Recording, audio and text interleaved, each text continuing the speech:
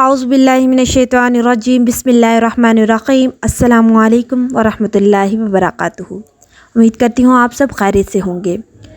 حضرت تخفیٰ غفاری رضی اللہ تعالیٰ عنہ فرماتے ہیں کہ آقا علیہ الصلوۃ والسلام نے مجھے مسجد میں پیٹ کے بل اوندے منہ سویا ہوا پایا۔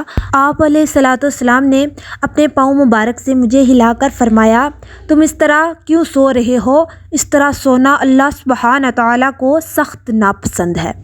رسول اللہ صلی اللہ علیہ وآلہ وسلم نے اوندے منہ سونے سے منع فرمایا ہے، اور آج کی میڈیکل سائنس بھی اسے اعضاء و جوارح بالخصوص دل و دماغ اور انسانی نفسیات کے لیے سخت نقصان دہ قرار دے رہی ہے۔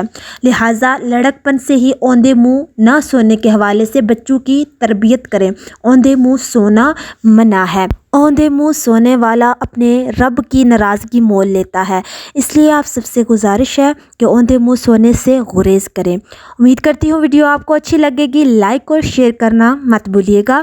ملتے ہیں اپنی نیکسٹ ویڈیو میں، دعاؤں میں یاد رکھیے گا، اپنا خیال رکھیے گا، تب تک کے لیے اللہ حافظ۔